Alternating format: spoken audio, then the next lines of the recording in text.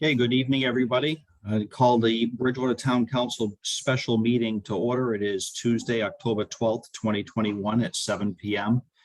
If we could all please rise for the Pledge of Allegiance. I pledge allegiance to the flag of the United States of America, to the republic for one nation, under God, indivisible, with liberty and justice for all.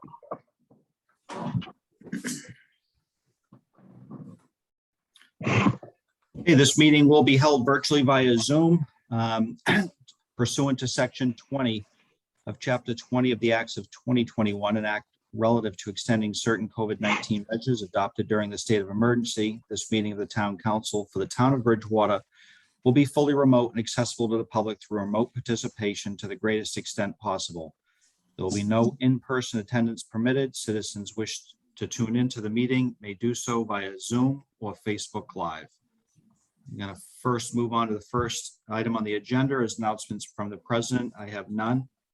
And we move to citizens open forum. If you have any citizens wishing to speak during citizens open forum, if so, just raise your hand. I can visually see you on the screen.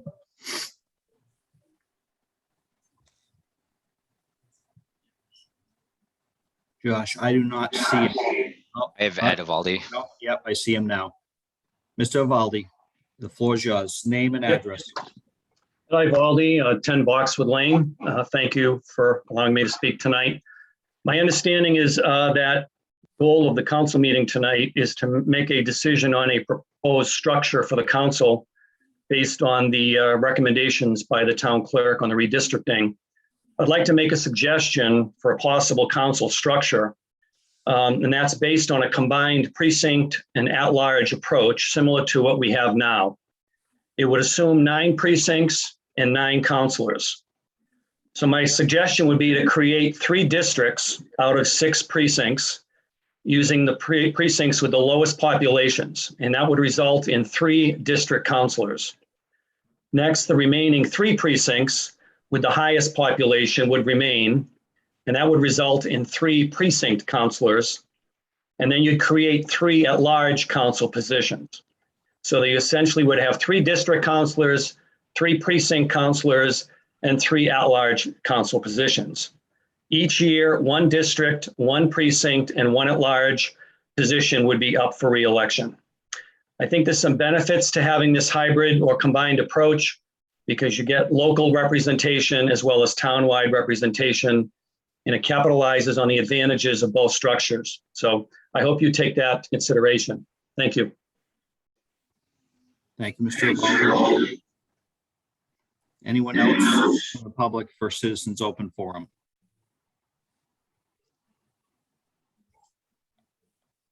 Hey, Josh, to confirm, I don't see anyone at this time. I do not see anyone else. Okay, we're going to move to discussions. First item is makeup of the town councilors, sponsored by Souza, Columbotus, and Gallagher.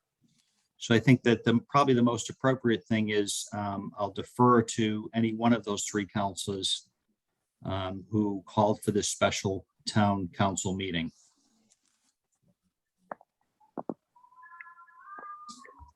I'll speak, Mr. President, if I could. It's my hand. Council Gallagher.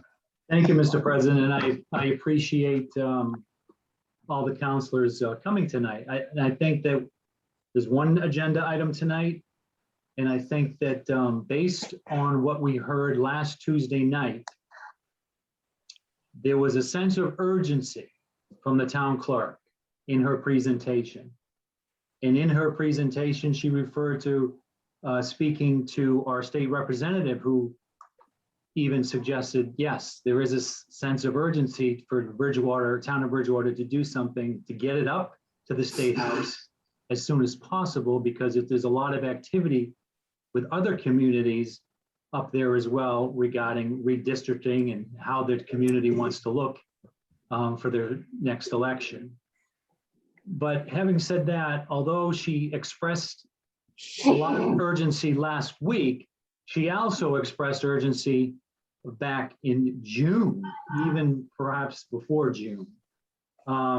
So I understand the numbers came in after June, and we finally got some hard numbers now.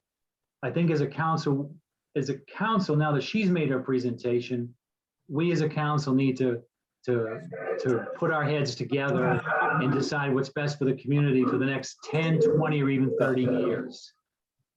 Clip the tape. I'm done. Okay.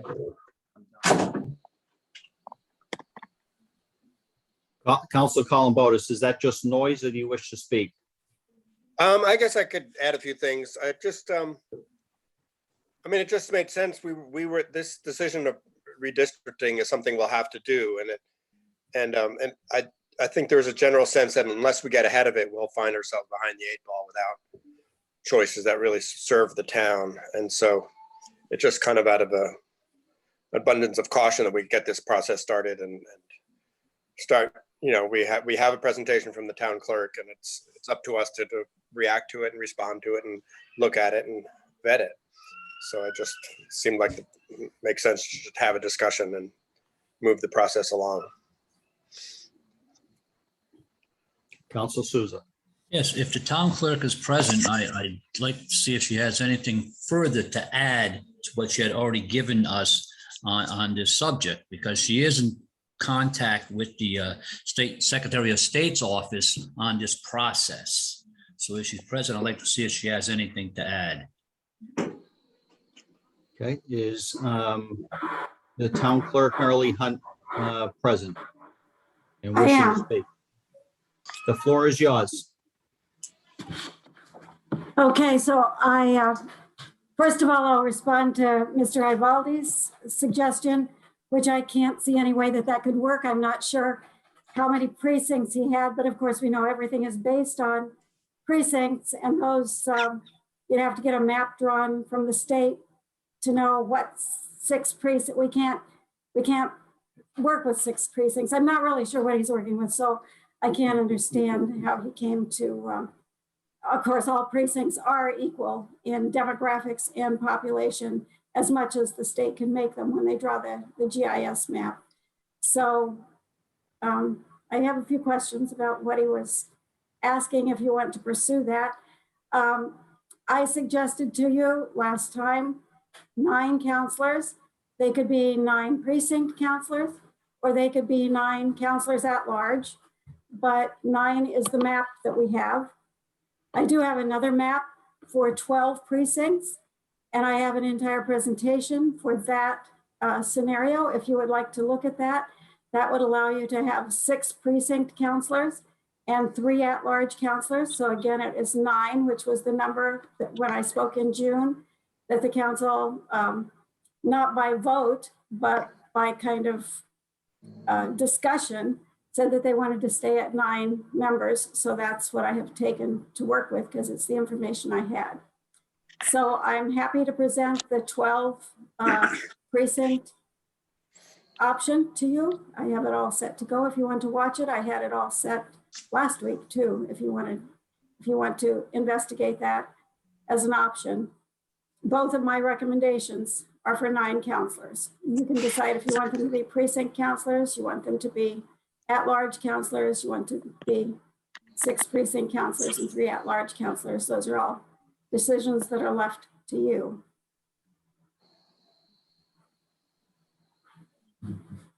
Okay, Council Moore.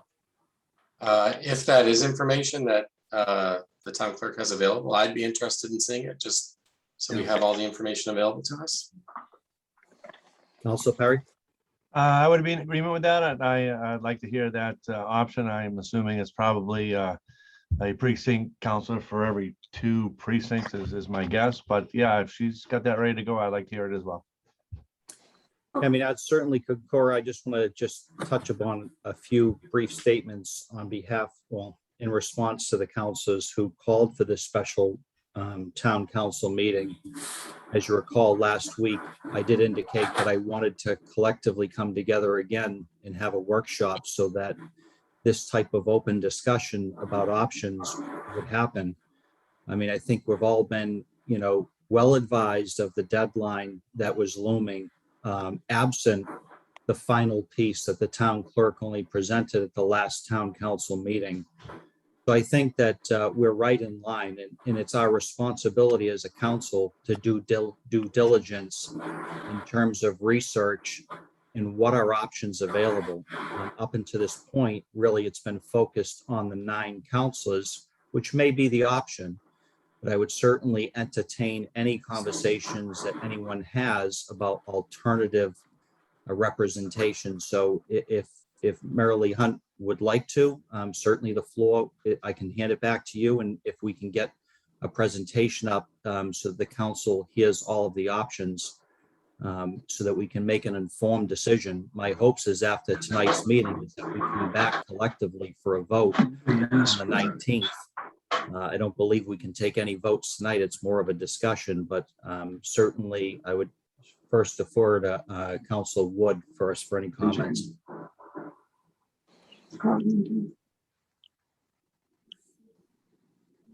Council Wood, you're muted. And I wasn't before. Okay. Since we last met and the discussion came up about census blocks, I've done some research on what census blocks are and how they're affecting our town in this manner. And I want to make sure that everyone here is on the same page that I am. And Marilee can jump in and correct me where I go astray. But so in our last census, the federal government split our town up into many small units of measure, and they were able to take the census within those small blocks. And that's what a census block is.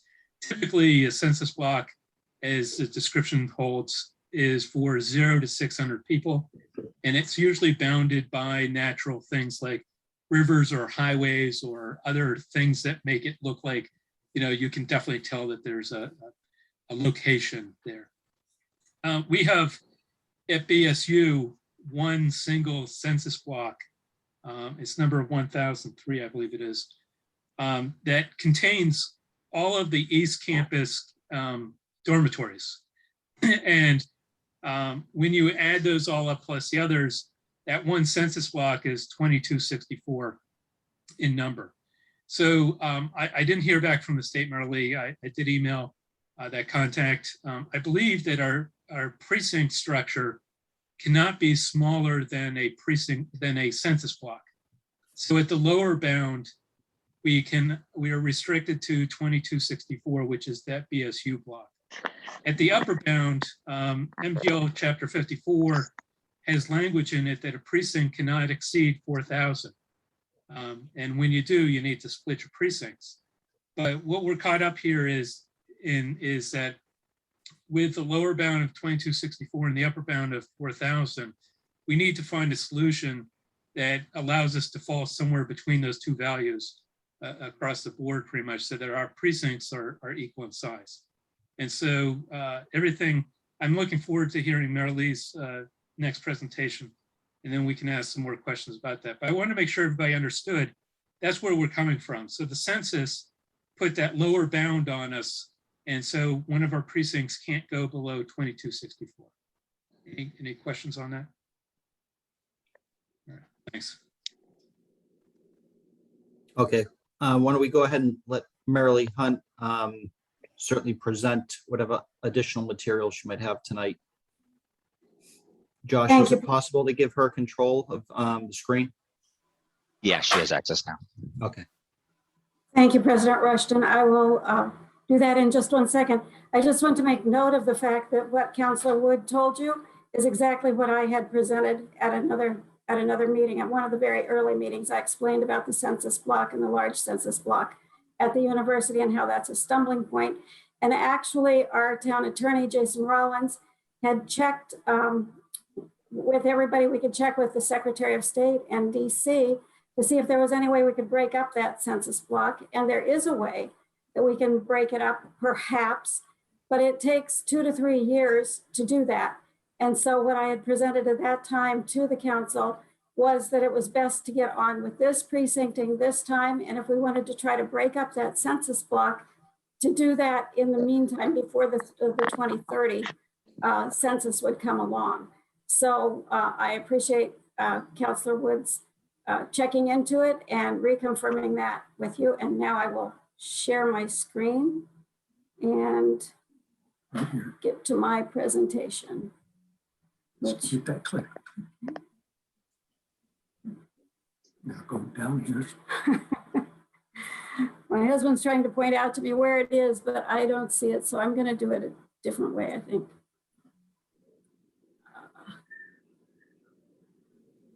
Can I find my PowerPoint? That's what I'm looking for. Minimize that for a minute. While Marilee's getting that set up, is there any other counselors that has any additional comments or questions to this point? I'd like to keep the conversation moving as an open discussion if we could, so we can come to some sort of consensus. Mr. Gallagher.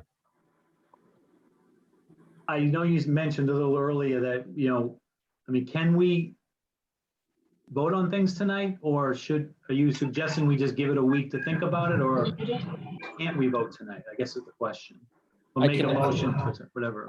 I could probably answer that. So there's nothing to vote on tonight.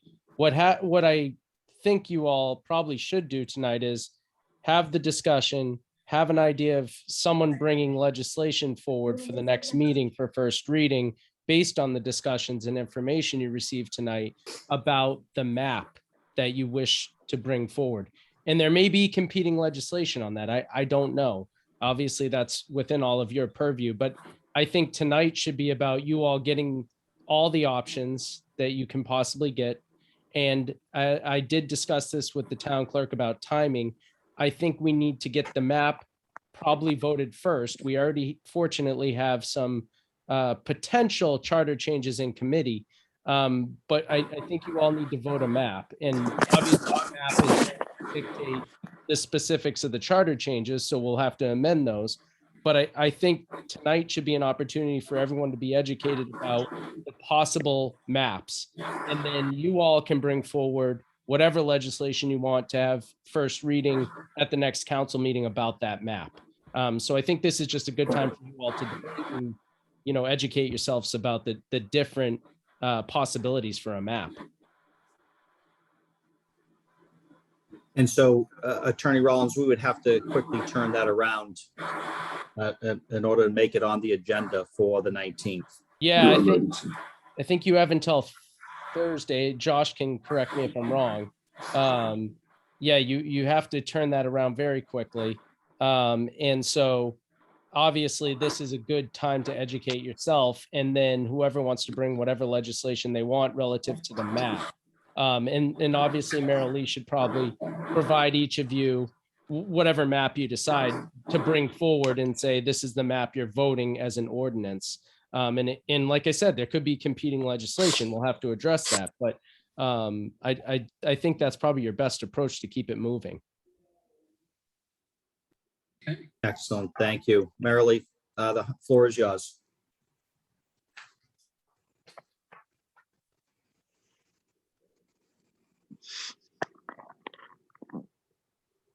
Okay, can you hear me now? Yes. Okay. Perhaps President Rushton, you could ask, does anybody want to go back and see the map I presented last time? I do have that presentation in here, so I don't have to do it now. I'll do the 12 precincts, 6 districts, 9 counselors, and then we can go back and look at the other map too. It's all here in the same presentation, but you can just keep your ears open if we'd like to do that. So Marilee, I would say whatever's going to work for you, whatever's easier logistically for you, we'll work through it. So if you want to start from here, that's fine. All right, I'd just like to make sure that I can show you everything that you're interested in seeing tonight. So don't hesitate to interrupt me and ask questions if that's how it works, or write your questions down and ask them afterwards. Either way will work fine with me, okay? So here we go. This is the alternate, is the alternate map we have to the one that I showed last time. It includes 12 precincts, which would be 6 districts. We can put as many precincts as we need into districts. So we would be making 6 districts out of this. It would be a total of 9 counselors. And I'm suggesting that 6 of them would be district counselors for the 6 districts, and 3 would be at large. And here is the map. So take your time to look at it. I'll show it to you again and we can always come back to it. But you can see all districts, all precincts are being affected. Every single one.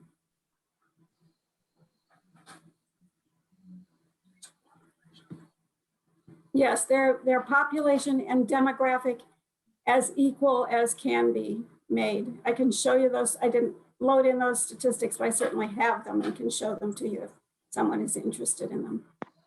I'm going to go to the next one. We can certainly come back. Can I jump in for a question? Oh, okay, sure. So the spreadsheet that we looked at that we'll get to a little bit later that showed 9 precincts. Is there a similar spreadsheet that shows 12 precinct breakdown?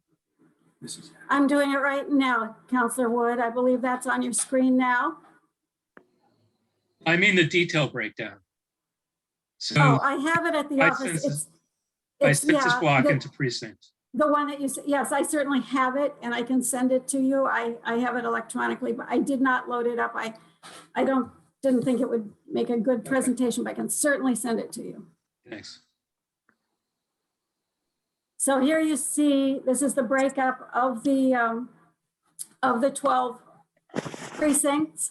On your right is the smallest to the largest, and I tried to color code them so you could see which ones would be combined with each other to make the district.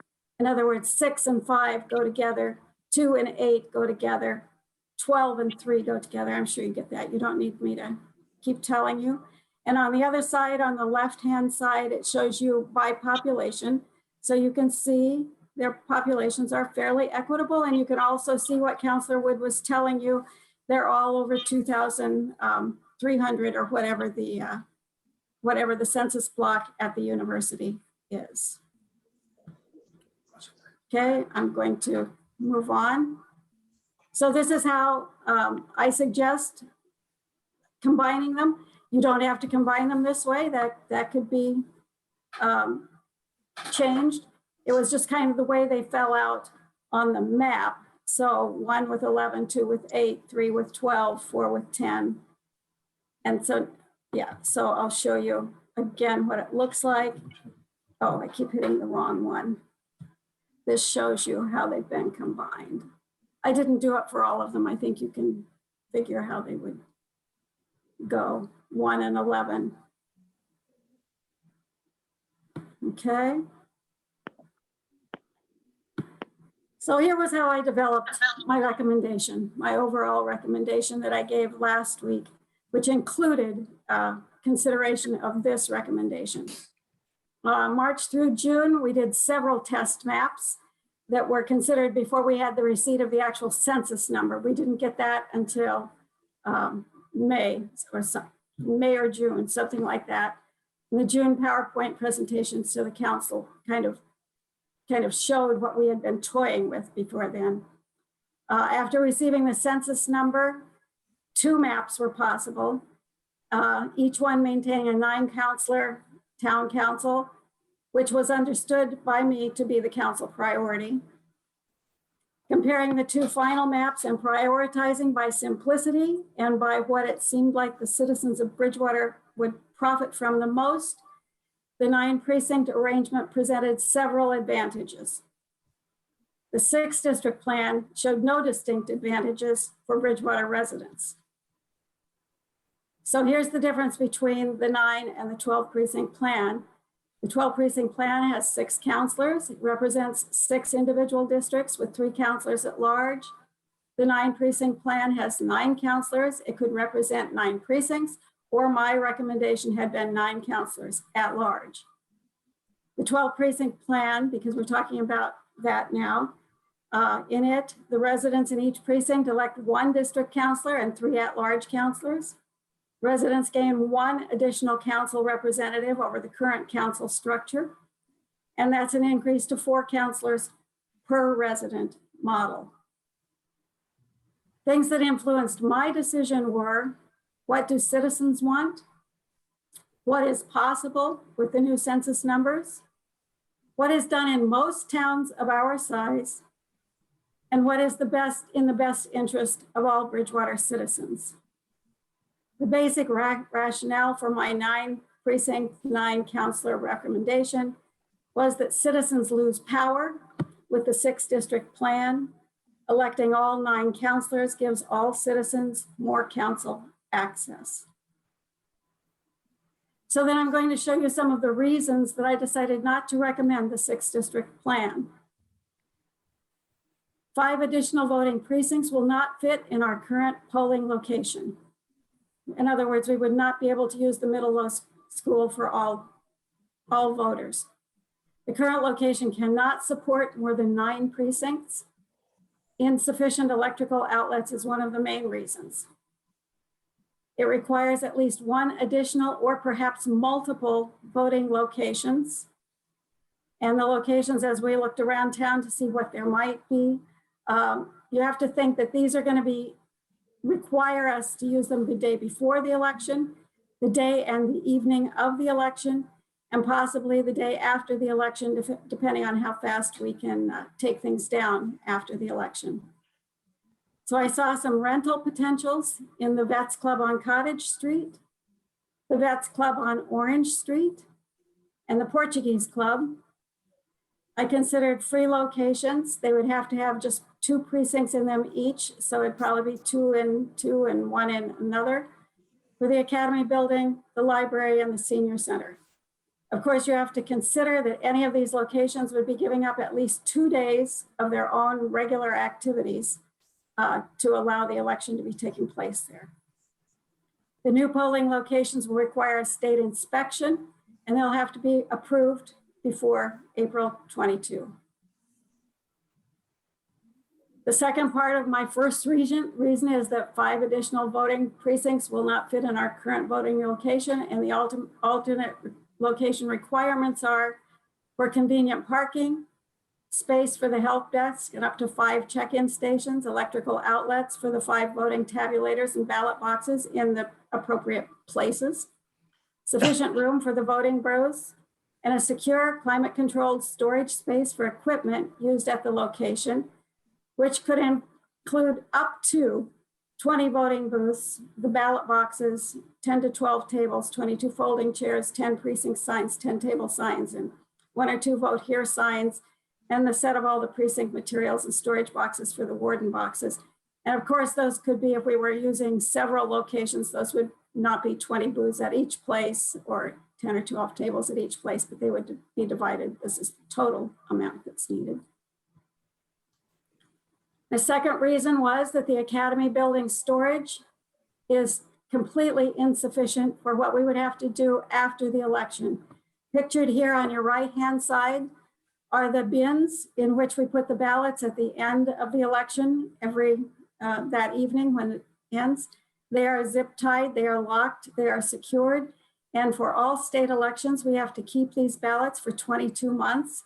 You can see right here, we have about 50 boxes in our vault right now. There is barely walking room in our vault. We're stacked floor to ceiling, and adding more bins for 5 more precincts is going to add 5 bins per election, or at least 15 bins in a presidential election year, or any state election, which is every other year. So storage for 12 precincts is impossible in our current vault space. Number 3 was 5 new precincts will be expensive. $68,058 for a startup cost, and $17,300 additional for every election thereafter. Our current elections cost about $30,000 each. One 12 precinct election is going to cost approximately $47,300. The additional requirements for 5 new precincts include, but are not limited to, 15 to 20 paid workers at every location, 2 to 4 person police details at each location, annual maintenance costs of approximately 5 more ballot tabulators, which are the ballot counters, and we'll have to have backup tabulators at each location, at each additional location. We'll also have to have different ballots for each district because they're going to be voting for different counselors. Yes, in local elections. The fourth reason was staffing, excuse me, for elections will be difficult. 3 town clerk staff cannot cover multiple locations and the main office at the Academy building. And we always have to have someone at the Academy building checking out voter registration for us because that information can't be carried on an iPad or a laptop because it's a closed system with the Secretary of State. Seasoned trained election worker staff are increasingly difficult to recruit for the 14 to 15-hour day. New election workers must be trained and trustworthy, especially when we're asking them to work at an unsupervised remote location. And recruiting and training 5 new wardens, 5 new deputy wardens, and 10 election clerks, 20 poll staff between January and April while maintaining our usual first of the year work is going to be a major challenge, to put it mildly. Number 5, the 12 precinct 6 district councilor plan may confuse voters and thus be bad for democracy. Voters are likely to be confused about their polling location. People for years have been used to going one place. I can kind of envision voters coming either on a nice summer Saturday or on a rainy summer Saturday and saying, well, we got here, now we don't know where our poll location is, why bother with it, and just not bother to go vote. And many, if not all, areas of town are going to have precinct changes. It's going to be the rare person who stays in the same precinct. Our office needs to send precinct change notices to all the citizens. Those would normally be included with the census, and the census should be mailed in mid-December. So that requires us knowing what the precincts are, printing them, and getting it to the census printers and getting it out to the public by mid-December. Precinct changes may not be confirmed in time to mail the local census this year, thus delaying not only that census, but the publication of the annual street list. And confusion regarding poll locations and precinct changes may cause anxiety, anger, and reduce voter turnout. The 6th reason was ballot counting and election results will be delayed. Ballots are going to be tallied from various locations and will require more time to gather and aggregate and report to the media and the public. So the immediate, the immediate impacts on the town clerk's office are enormous. It impacts our local census mailing, the receipt of nomination papers, absentee voting and mail-in ballots, and the annual street list. The annual local census will be delayed, causing a delay in the data entry and publishing of the annual street list. Only the first year, not after that, but for this first year it would. Nomination papers are made available the first Monday of January. Before candidates may register and collect signatures, the positions available need to be known. That's only going to be an impact this first year. 8 of the current 9 counselor positions are going to end in 2022. The town clerk's office must know by mid-December which positions, whether they're district or at large, will be available. District counselors will mean all 6 or 9 seats are open. If an at-large counselor seat is available, if at-large counselor seats are available, one is already filled until 2024. 2 positions will be open. So there will be staggered voting, 3, 2, 3, 3 for 3 years, 2 for 2 years, and 3 for 1 year, if that's the a plan that's chosen. Having many different ballots requires exceptionally careful handling to ensure every mailed or in-house vote absentee ballot is correct. Let's see. The impact on the town clerk's office continued is that achieving all election day tasks on time at 2 or more locations will be an incredible challenge for the town clerk's office. Where is it going down? Sorry, It's frozen. my screen is frozen. goes back up. There it goes down. And these are some of the reasons why the impact on the town clerk's office on election day. The increased volume of voting equipment to be stored and set up will strain the capacity of the town clerk's 3 employees and 1 paid election assistant to set up and take down. And that process is, there's a lot to these processes. I am very, I wish I didn't have to write words on these slides. That's not good PowerPoint presentation, but it's here and so you can read it. But I hate to read it to you. Just know that all these words are things that we have to do on election day. And they're everything from setting everything up, bringing the tabulators in, running 2 blank 0 tapes to make sure everyone knows that there were no votes already on the tabulators, getting them set and ready to go, and getting everyone sworn in and making sure everyone is at their desk and everyone knows what they're doing, and ringing the bell at 7 o'clock to start the election. And then closing them at 8 p.m. and removing all of the ballots and taking them back to the office. It's an enormous amount of work, even when we do it in 1 location. Trying to think of doing it in 2 or 3 or 4 locations is mind-boggling for us. Election night ballots will not be tallied and announced at the polling sites. Aggregate vote totals will be sent to the media and posted on the town website when they're calculated at the town clerk's office. All right, so one-time set, these are costs. One-time setup for 5 new precincts. This is 12 precincts in 6 districts, but it's just the costs for 5 new precincts. You can see it would be almost $70,000, $69,942 approximately. This is the comparison with the 9 precinct model. So you can see the almost $70,000 on your left with the 12 precincts and $13,500 on the right for the 9 precincts. Yes, none of this is currently budgeted, by the way. This would have to be spent, and I would have to be able to not only order, but get the tabulators and the ballot boxes in-house by the April election, which is not a given with everyone re-precincting and everybody ordering things and still supply chains not being particularly fast. The ongoing added expenses at each election for 1 new location. This is what just 1 new location would cost, is about $17,300, and that's every single time we have an election. And if we do it at more than 1 location, of course, the movers and the police details would be doubled or tripled depending on how many other locations we had, because those will be per location.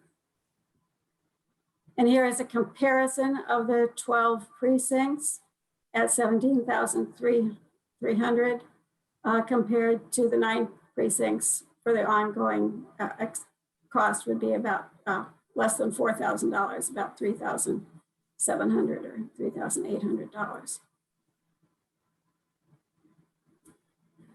So the annual election costs, we have a different amount of elections every year, sometimes presidential, sometimes local, and sometimes state.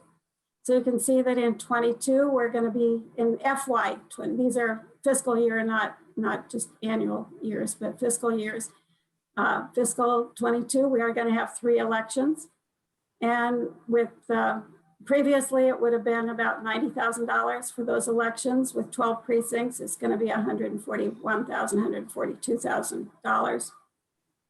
And you can follow that down, seeing the amount. And this is kind of how we cycle through 3, 2, 3, 1, 3. That's how the elections go. And this does not include inflation for workers. We have a cost of living increase that's mandated by the Commonwealth every year for our poll workers. It doesn't include potential rental fees if we're working at a different site than a school, or the multiple police details, or hiring the movers. So the tasks remaining, regardless of map choice, are that the town council simultaneously approves changes to the charter and a final precinct plan. That was my discussion with the town attorney.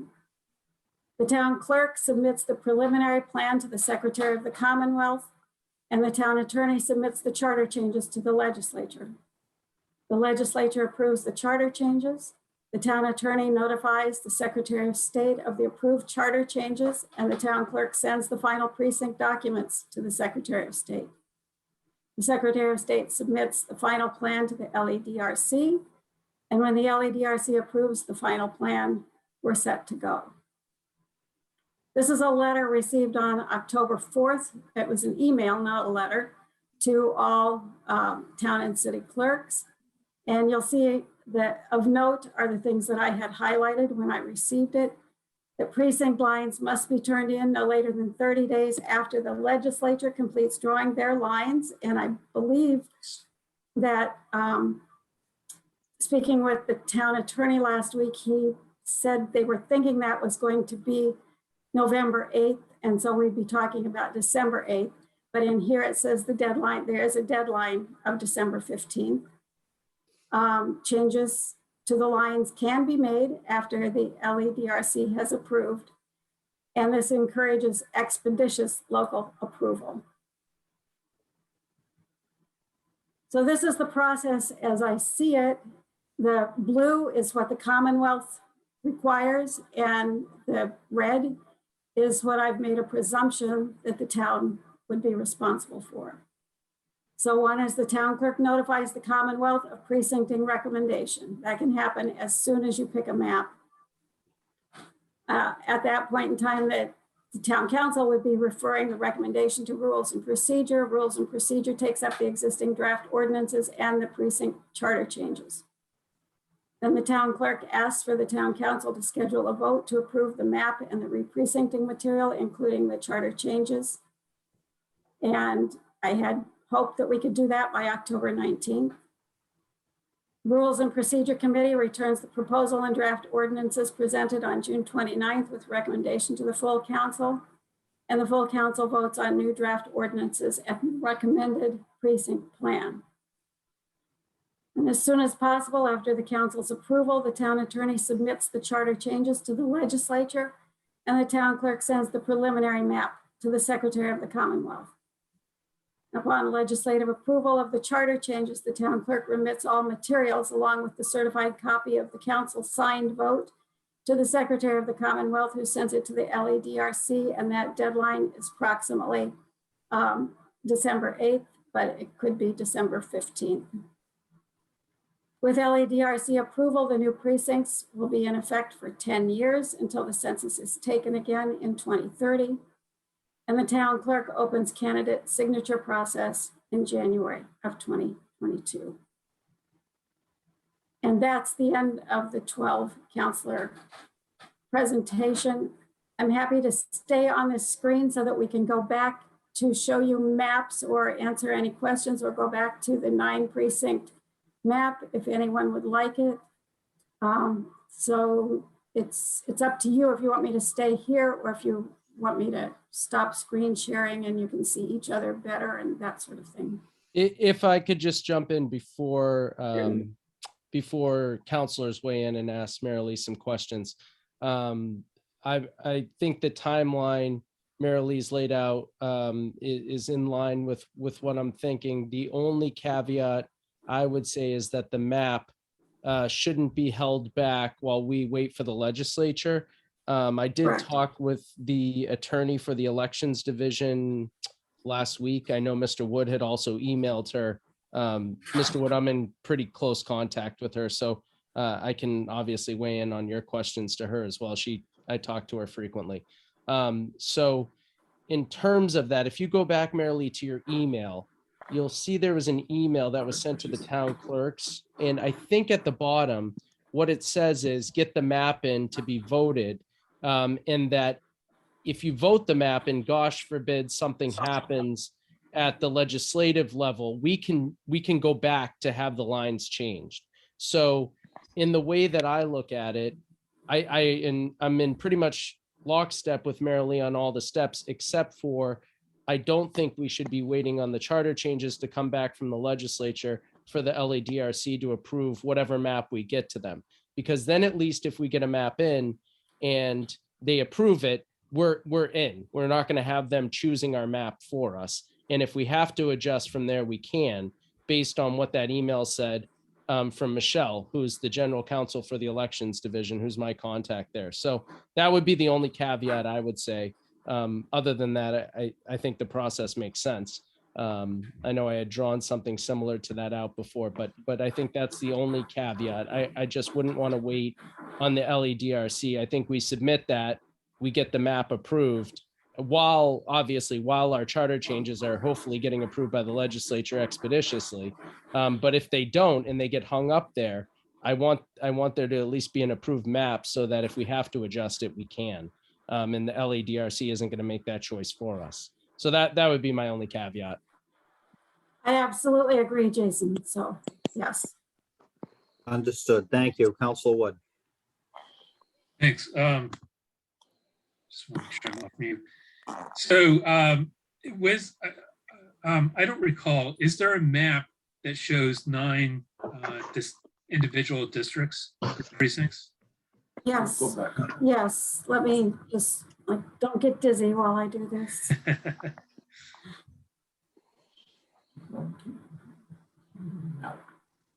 There you go. All right. So, let me go back to what I said earlier about the census block.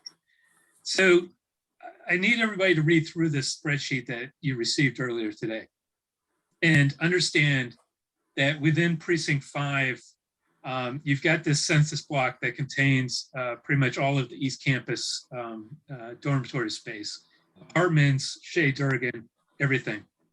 In precinct 4, there's the prison, and later on, I'll probably ask Josh to bring up page 4 of that, and you can see them individually. But the precinct, the prison is 80% less than the BSU block, and I think in our future best effort, it would be worthwhile to going back and asking whoever sets up these census blocks to break up the BSU block. Because if you run through the spreadsheet, most of the blocks are within a couple hundred people, not hundreds, and certainly not thousands. And it's only these 2 blocks. And as I said, the BSU block is almost twice the size of the prison block. So in our future, I think for the town, it's best to work on breaking that in 2. Even physically, you can see that Shea Durgan is and the apartments are separate from the lower apartments. So I think that's probably possible. But in the end, I had some other points here. Is that the original charter didn't contemplate an all-at-large model. The first charter review committee didn't recommend changing to an at-large, and the second one didn't change to at-large. I think there's a lot of emphasis placed on district representation.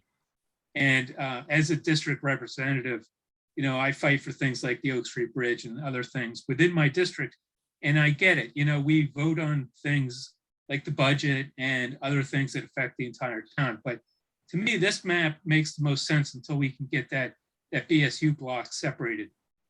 When you get that separated, you can move back to an at-large model with 3 or some other configuration. But until then, I think we need to, really listen to what the early charter and the charter review committee since then have said about district representation. And I believe this is the map that we should go with. Thanks. Thank you, Council Wood. Council Moore. Thank you, Mr. President. If I could maybe just ask a clarifying question. In the 12 precinct model, we created a district by combining 2 adjacent precincts. And I'm wondering if there's any limitation specific to a district can only be 2 precincts. Like, for example, looking at this map, could we say a district is 3 precincts and there are 3 districts in Bridgewater? I'm just trying to get clarification on just the law there. I'm not sure if maybe the town clerk can answer that. Yes, you can put any number of districts any number of precincts into a district. Okay, They have to be equal volume and equal population and demographics, but they're all created like that. That's part of what the GIS system of the state does. They make sure that when they create the precincts, that they have a demographic equality of and a number that match as much as they can within whatever 0.4% or whatever it is that they use. thank you. Maybe just as a follow-up question, did we do any modeling on a 3-district scenario where we would have 3 districts, each one containing 3 precincts? And was there a reason we maybe didn't propose that? No, there isn't any particular reason. We could do that with this map. We could have 3 districts out of 9. We could make 3 and have 3 district counselors and then 6 at-large counselors if the council wants to keep it to 9. So yes, we could do that. Thank you.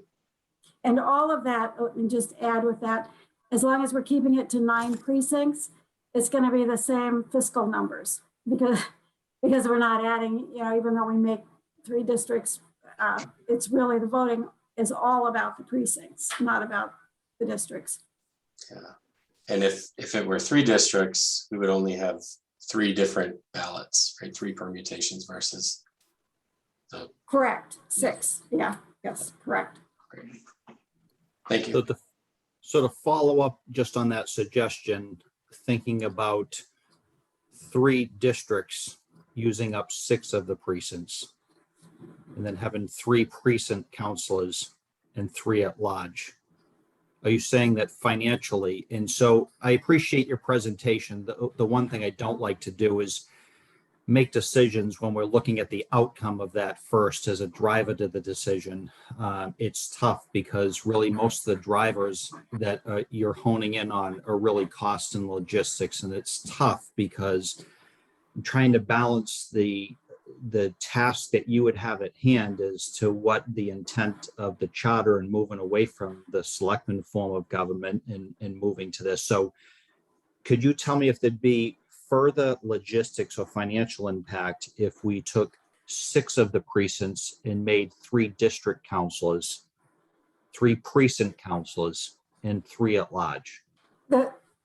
I believe I'm understanding you correctly, President Rushton. We can't take 6 precincts and make them into 3. We could take 9 and make them into 3. We can't use 6 out of the 9. Is that making sense to you? We can't make 6 out of the 9 I think a district. That's what I heard Eric say, which is pretty much 3 district counselors and 6 at-large counselors. If we got the 9 counselors, so 3 Yes. would be like 1, 2, 4, 6, 7, 8, 3, 9. What am I missing? And Right, you can do 9 districts. divided by 3 and put them into 3 districts. So each cycle would have 1 district and 2 at large. Well, let's see. Yeah, that's 5. That's 5 counselors. Is that what you, No, 6 at large and 3 districts. could I say, Josh, I don't know. I keep trying to admit this person who wants to be admitted. Oh, good. Thank you. Sorry. So we have a precinct map here. We don't, it's not a district map. A district can be made up of multiple precincts. And these represent equal population split up into precincts, Yes. pretty much. So you could combine three precincts into a district and do that 3 times over. So you have Yes, you district could. For instance, on this representation. map, you could take 4, 9, and 3. They're contiguous. You could take 8, 5, and 6, and you could take 7, 2, and 1, and you'd have Yes. 3 districts, Right. for instance. And then if we wanted to stay in the 9 council model, you could then have 6 at large in addition to the 3 district councilors. Correct. Yeah. So that still maintains a mix and limits it to 9 precincts. Correct.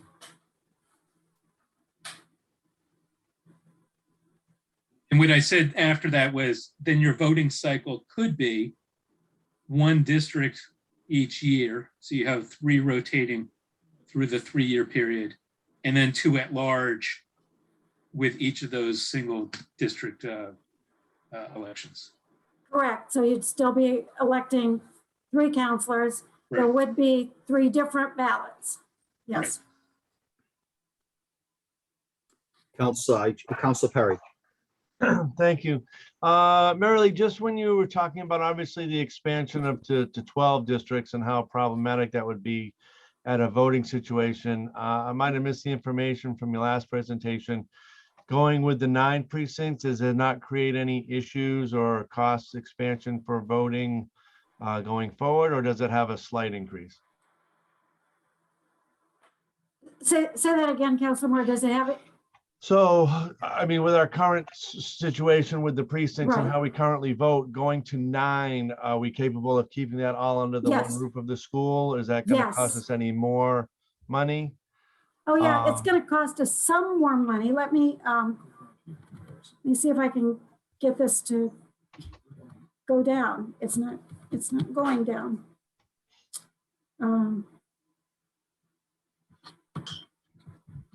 Okay, so I think, You wanna yes. go to the comparison. Oh, it's to the comparison. Yeah, show Okay. picture of the money. Show you the money. Okay. Okay. That's front. So this is on the right-hand side is the setup cost for the 9 precincts, Okay, as opposed to the setup costs. This is just like the one-time initial costs. okay, And then Councilor Perry, this is on the right-hand side again is the 9 precincts, what okay, that would cost for each election, and the 12 precincts, what that would cost for each election. okay.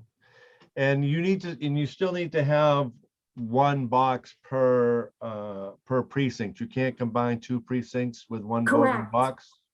Correct. All voting is done by precincts, not by districts. So that's why we're talking precincts all the time. Even if a counselor is representing a district, there would be maybe 2 or 3 precincts in his district Right. or her district or their district. Okay, thank you. Sure. Council Moore. Thank you, Mr. President. So I think maybe, thinking through recommendations, I do like the idea of trying to preserve someone from the area that is elected by the people in that area. And the reason for that is I think we do run a risk of people being involved from certain areas of town in dominating a fully at-large election. So I think based on the options I've seen, if we're ready to sort of move into a discussion about the options, I agree that 9 seems much more palatable than 12. So I personally am in favor of the 9. I would personally like to see us split that into 3 separate districts with a district counselor from each of the 3. As Councilor Wood said, 1 each year would come up for election. And then the remaining 6 could be at large, which I also like because I do think that there are people in town who want to be involved, but don't get involved because they have a good relationship with their local district counselor. And I think we just might get more involvement with the 6 at large versus the 2 today. So if we're moving to recommendations, I'd be in favor of 9 precincts, 3 districts, 3 district counselors, and 6 at large. So what I'm hearing, Councilor Moore, in some of the conversation here is we're really honing in on a map decision. Unless someone objects, we're looking at 9 precincts, 9 precinct map that we see tonight. We have some sort of consensus. Does anybody object to that current map, Councilor Gallagher? Oh, I don't object. Can I speak or, yeah. Yeah, go ahead. Yeah, I think that Councilor Wood and Councilor Moore are on to something here. It's kind of a compromise between all at large and 6 districts and 3 at large. And I respect what Mr. Abaldi was presenting earlier. I just think it'd be a little confusing for the voters if we had districts, precincts, and at-large counselors. I don't know of any other town that has that type of model, but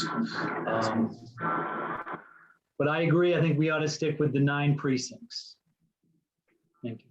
Okay, thank you. Anyone, Council Chase? President Rushton, I think Vice President Chase had his hand raised. It showed on Yep. my screen. Yeah, I just called on him. Okay, oh, thanks, sorry. Council Chase. Thank you. Thank you, Mr. President.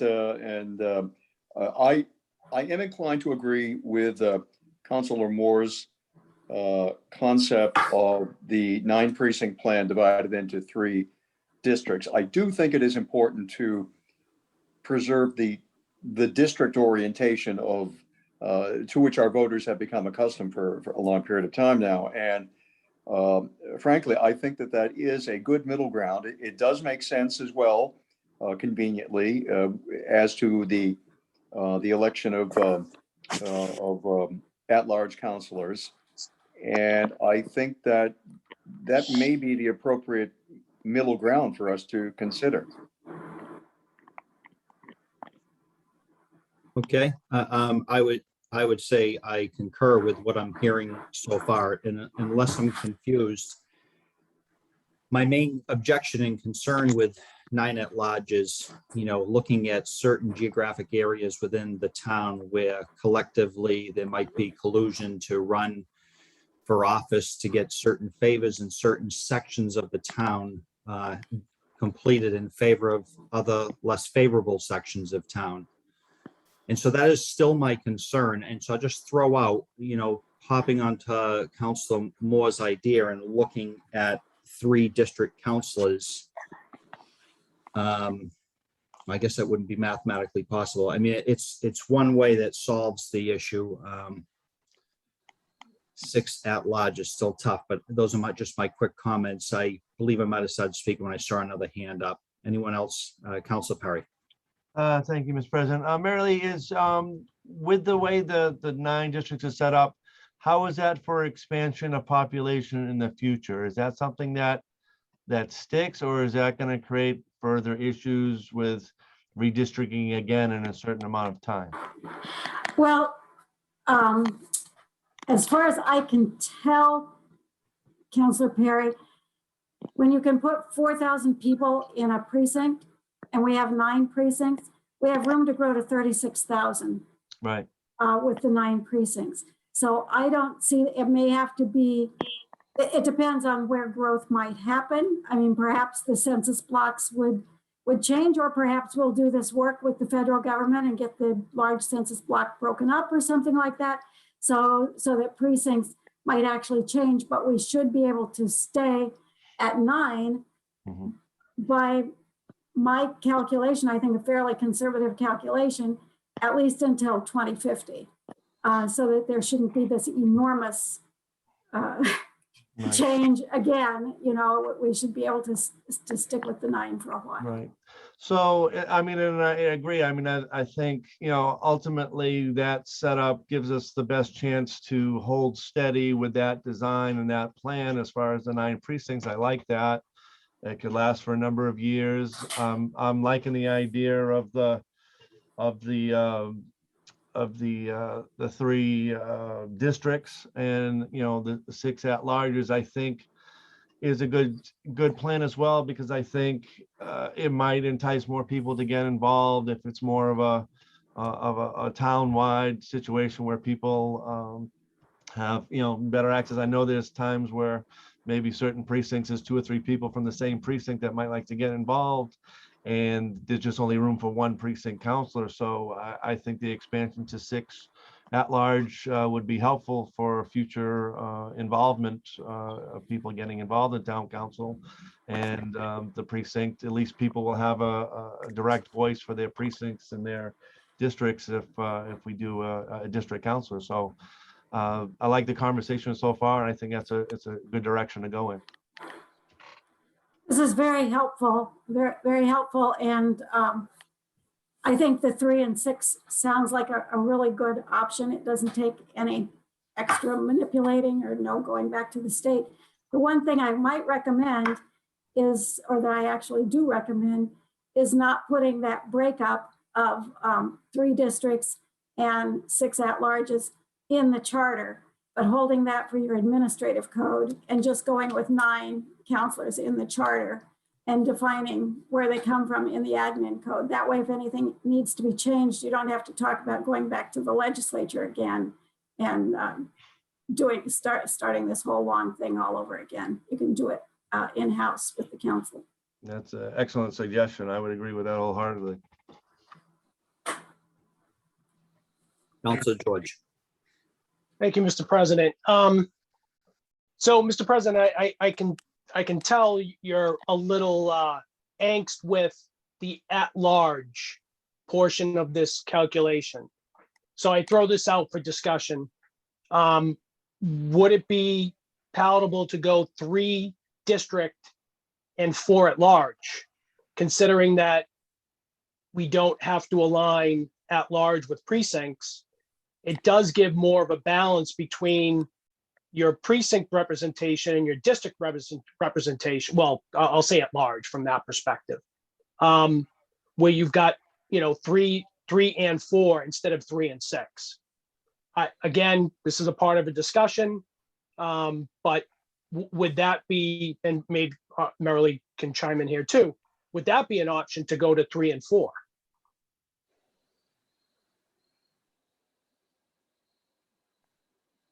So, certainly it's an option. I think we're running out of choices, but we're also coming to some sort of a consensus that We have 3 equals to what is out there by precincts. Councilor Moore might be something that the whole West council Florida, seems so we'll go okay with. Right, 3 plus 4 and is I'm not 7 proposing counselors. any changes 7 to the counselors. map, obviously.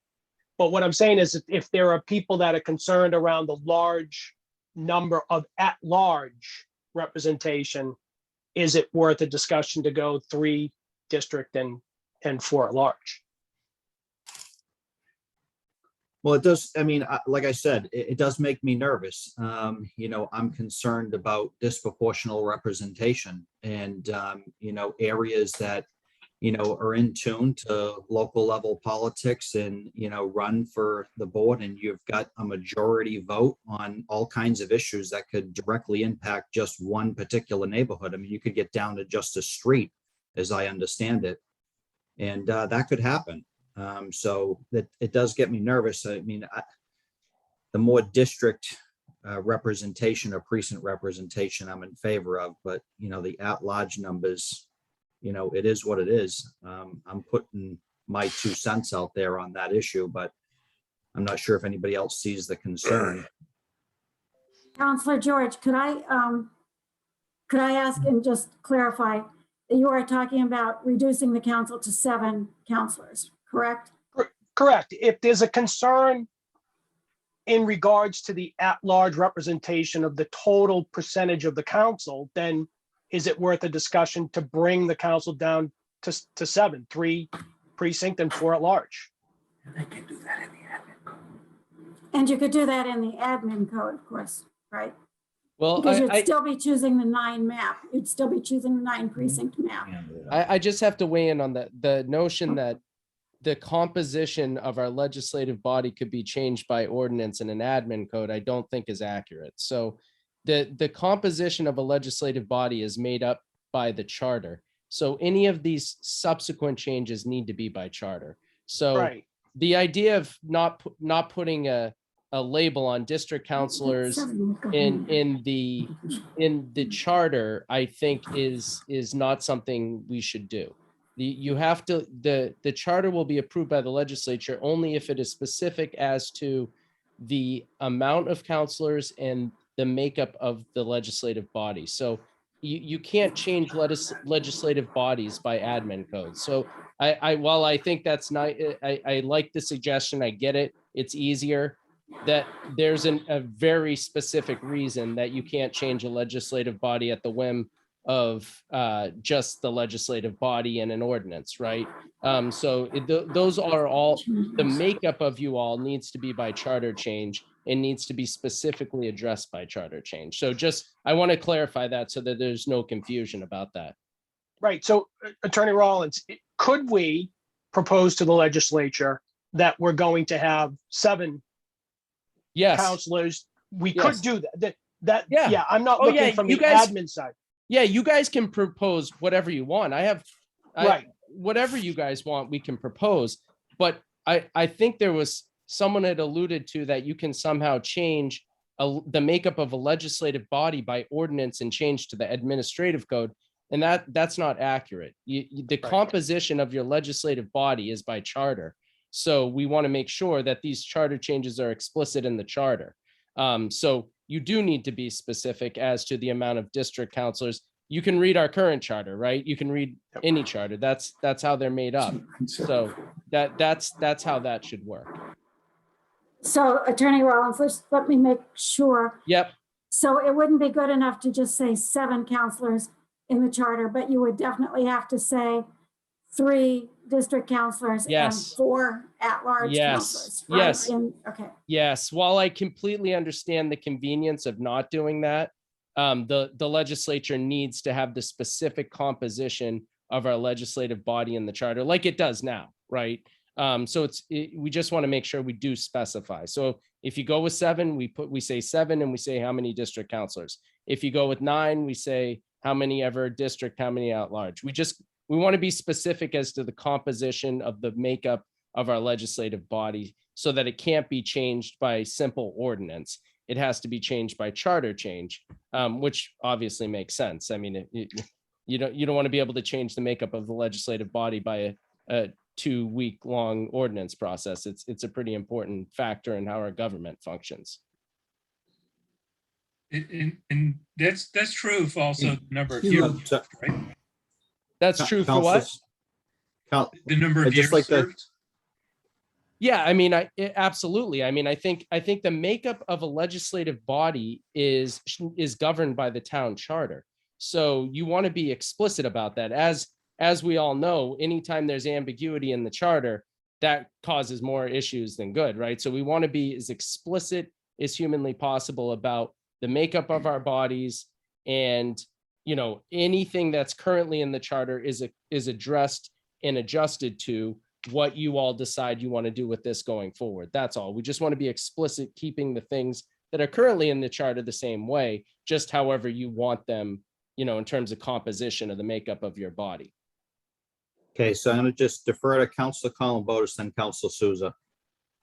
I'd just like to express my opinion that I agree with this notion of going with 3 district counselors and 6 at large. I think it's a happy compromise and still workable for the town clerk's office. So I'm just supporting my preference for that model. Thank you, Councilor Souza. My support behind the 6 at large and 3 district. I think the 6 at large, you'll have 2 at large being elected every year. And I think in terms that may bring more voters in, who will be not only looking at the council members, but all the other people who are running in all those other different positions, which sometimes we have very, very little turnout. And I think it's important for the overall town rather than just the councilors. Thank you.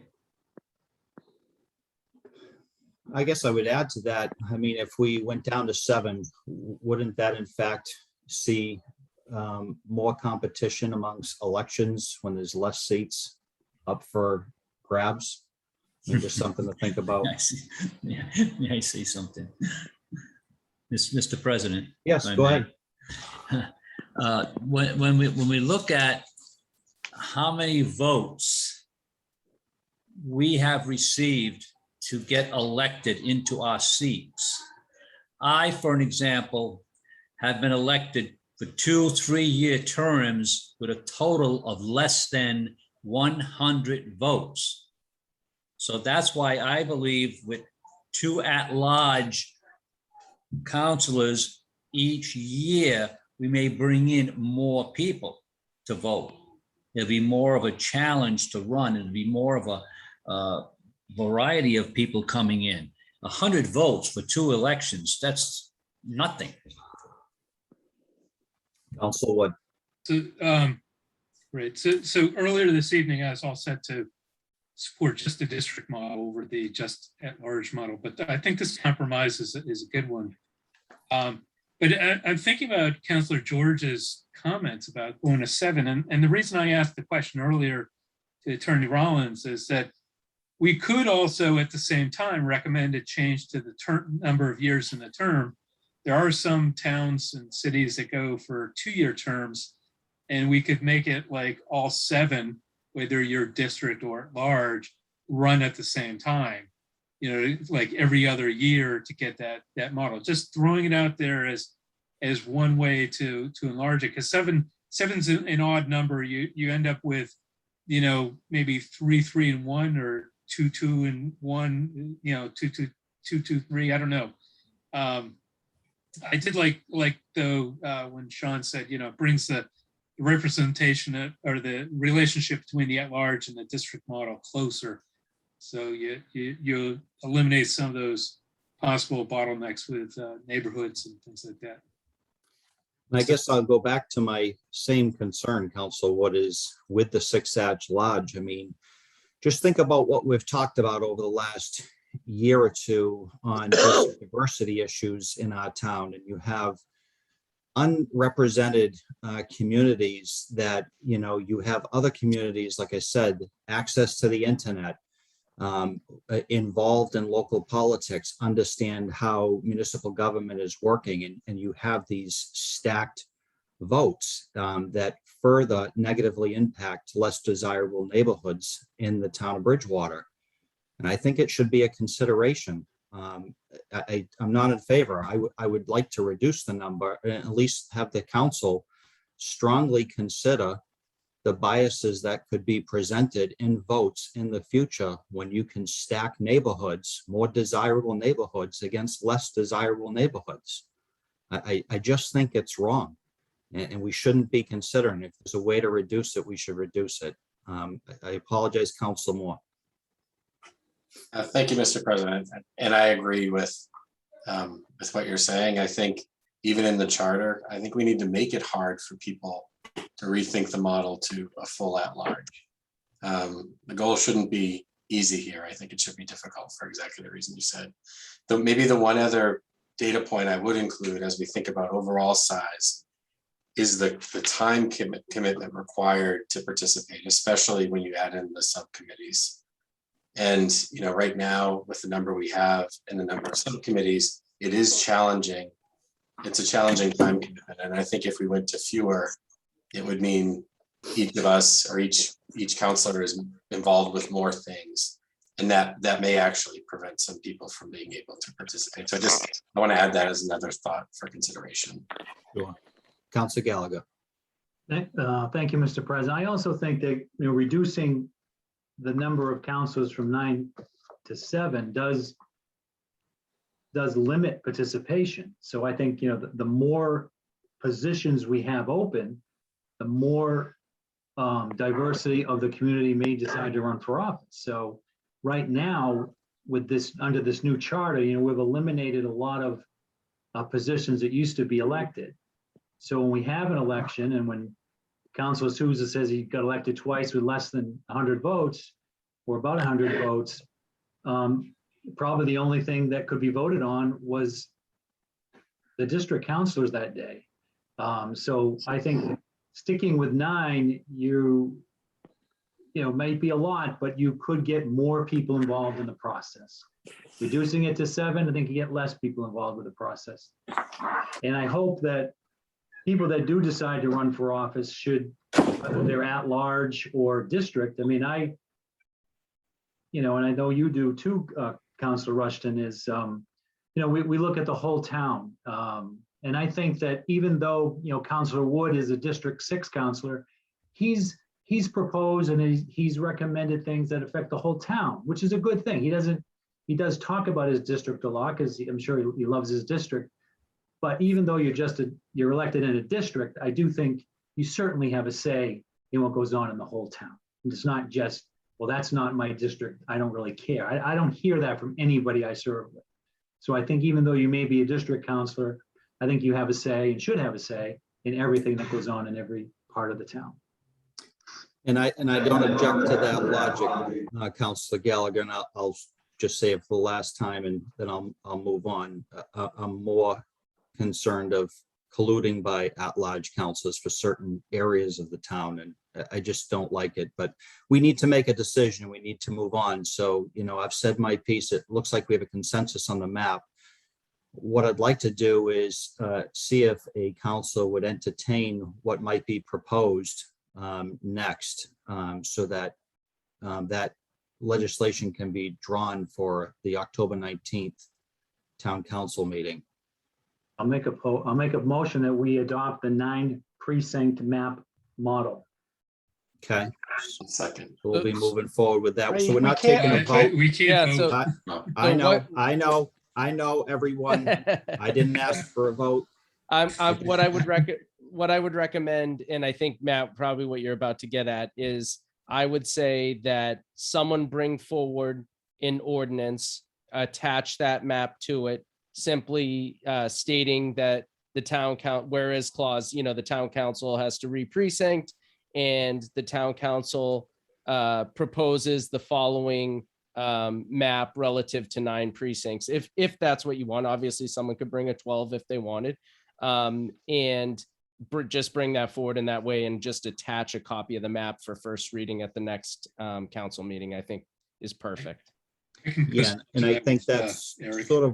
that's where I was heading, and the original intent of a workshop. We're in a special meeting. We're not voting on anything, but I'd like that to happen at the next council and there not be, a debate over it, and hoping that, if someone proposed something, we can just finish talking it out tonight so that everybody has said their piece. Obviously we need to make a move, so we'll go ahead and do that. Councilor Wood? I was going to say, I could co-sponsor that with Councilor Moore. Kind of merges our 2 ideas together, and then we can put the language together. Excellent. Is there any more conversation? Any other additional comments? The only other thing I would add is, so I know there are 2 pending charter changes, I believe, in rules and procedures.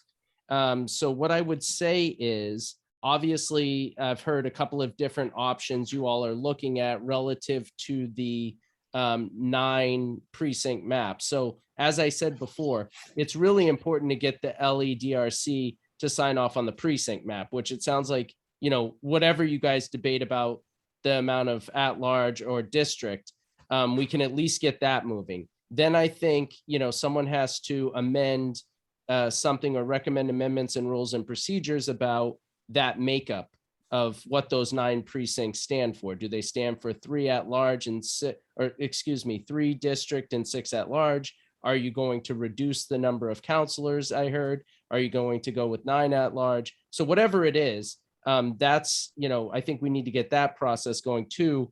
But I'm really more concerned we get the map voted. I think it sounds to me it's good. There's somewhat of a consensus on the 9 lines that are drawn, right? And then from there, you guys can kind of debate what that means. But that's my next kind of step in recommendation for you all. So, Councilor Rollins, we did have the June proposed amendments for the council makeup. Yep. We had that today. The disposition was to bring it back to the council with no recommendation from rules and procedures on the number. So with that being said, understanding the map is a priority, which, we need to go through the process. On the October 19th meeting, we would also be able to approve the change to the charter during the discussion around that particular amendment, correct? Yes, well, so long as I wasn't sure where it stood procedurally, but if rules and procedures had already voted and it had already been able to be brought back into the council at this point, absolutely. You can start that process at the council level if it's already gone through committee and is back. I just, you guys know better than me where that's at. I don't follow all your committees. So yeah, if that's at council level, sure, you can start proposing amendments and voting on amendments and keep that thing moving. Councilor Moore? Just a procedure question. The original version that went to rules and procedures had X's in the number spots, if you remember. We then amended that and a new version came back on the agenda for town council on the August agenda that did have 9 in there with some additional language. That newer version was sent back to rules and procedures. I just want to make sure I'm clear on which version should be going back in front of the council that we'll talk about. I just want to make sure there isn't confusion there that delays us. Well, that, I'm not sure where you guys left off with the version that got sent back to you, but if the thing itself is sent back and is sitting in committee, for the next meeting, there are 2 options. The committee can meet beforehand and vote to send it back to the council with whatever recommendations. If there's not enough time to do that, the council could put on the agenda to vote to take it out of committee themselves on their own prerogative, but then it can't appear until the next meeting date thereafter. So those are kind of your 2 options. I'm just not sure. The committee knows better than me. Is it sitting in committee or has it come back? Has committee already made a recommendation on it and it's coming back out to council? Where are we at with that? It's coming back out to council. Coming We back made a Perfect. So it can be in front of the council at the next meeting without any issue. And then you all can debate, the amendments there too, and go from there. Got it. Thank you. Mr. Rushton. Sorry, Council Gallagher. Just a procedural question to follow up on that. If I could, to Mr. Rollins.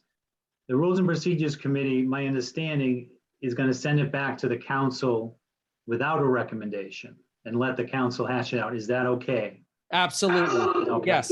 Yeah. As long as they voted to send it back to the council, it doesn't really matter if there's a recommendation. You all can deal with it there.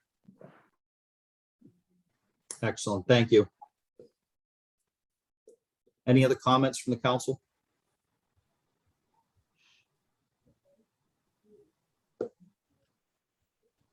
Okay, seeing none, I think we've made some significant progress tonight and appreciate everybody's time on an extra Tuesday night.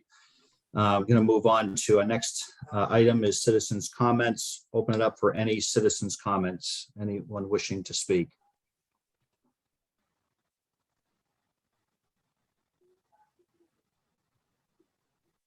Josh, I do not see any.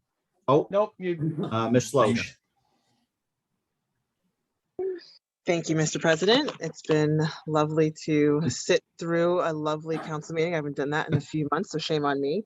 I want to thank everyone for your time, Mary Lee, especially for your calculations and all that you've put together for us to have a good discussion and an option. I just wanted to call out that she also shared this with everyone back on June 8th, and I sat through that meeting. So always thinking about timeliness and not being pushed up against the wall where we seem to have been. As a former council member, I know that feeling, and I know that we've done it in the past. So hopefully next Tuesday will be fruitful. But as we look forward to other big decisions, as the charter comes back and all those things that we aren't always running out on the shot clock, if you will. But thank you all for your service and looking forward to your meeting next week. Thank you. Mary Lee Hunt. Yes, okay, I couldn't see if I was unmuted. I wanted to thank the entire council, the 3 councilors who called the meeting tonight, and President Rushton, who intended to call a meeting tonight, and there was a little snafu with emails going back and forth. So I thank you all for this. I thank you for your hard work on this tonight. I'm very grateful that we're making this kind of process, and I wish you all, what did they say, progress. And I wish you all a good evening. Thank you. Thank you. Any other citizens for citizens comments? I do not see any, Josh. So I do I'm not going see to- anyone. Okay, I'm going to move on to council comments. Council George. Thanks for everyone for showing up tonight, and go Sox against Houston. Council Gallagher. Thank you, Mr. President. Very good discussion tonight amongst all of us. We all had our input. We all gave our 2 cents, and I certainly appreciate it. I think we needed to do this. I think next Tuesday night will probably go a lot smoother than tonight. And we'll have some decisions to make. Thank you. Councilor Perry. Same, just, good discussion tonight. I think we're heading in a good direction. I think we're tending to leaning in a certain direction that's going to be, good for the future of the town. So I look forward to further discussion at our next meeting. And as I said before, go Sox. Thank you. Counselor Chase. You're on mute. That helps. I just want to thank everyone for your active participation and input. It certainly has been a bit of an awkward decision for us to arrive at this point. But I think we've made tremendous progress, and I think it's a very good sign of things to come. Thank you. Thank you. Counselor Souza. I want to thank everyone who showed up today. I think we did have some very fruitful conversations, and I think we're leaving here tonight with something that's in a positive direction. Thank you. Counselor Moore. Yep, just echoing what everyone else said. I appreciated the discussion tonight. Also wanted to echo the thank you to Mayor Lee. I know there was a lot of hard work. You can tell by the presentation. That's appreciated, and the same for Councilor Rollins' support there. So thanks. Thank you. Counselor Wood. Yeah, thanks. I don't want to lose sight of that BSU census block. I had checked with the BSU housing.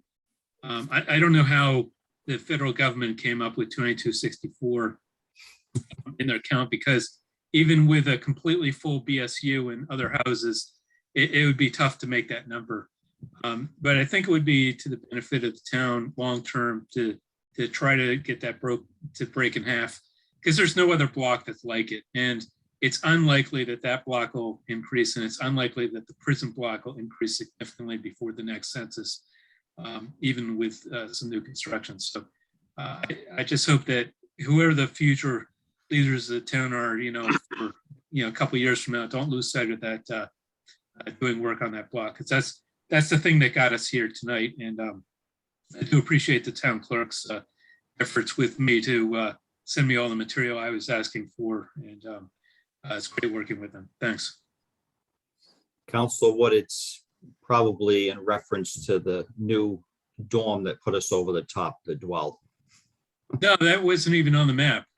I don't think that was on the map, but Go easy, go easy. yeah. Counselor Columbotus. I just want to express my appreciation for everyone's worked on this issue, and I feel like we're making good progress. Thanks. I guess I'm it. So I just echo the sentiments of all of you. I appreciate your extra time on a Tuesday night. I think there's a lot of issues, to Council Osha's point, that workshops and special meetings and retreats need to happen more often, so our back isn't against the wall, and that we truly understand some of the dynamics of some of the major decisions that we have before us. So my hope is that in moving forward, just like what we've seen already, is we continue to work with the town manager and have really productive conversations and really truly understand the issues and get them out on the table in this forum. So I appreciate all your time. Have a great week. With that, I'll entertain a motion to adjourn. Motion to adjourn. Second. Okay, we got a second. Roll call vote. Josh? Mr. George, Yes. Mr. Gallagher, Yes. Dr. Perry, Yes. Mr. Chase, Yes. Mr. Rushton, Yes. Mr. Souza, Yes. Mr. Moore, Yes. Mr. Wood, Yes. Mr. Columbotus. Yes. Thank you. 9 in favor, 0 against. Thank you, everyone. Night all.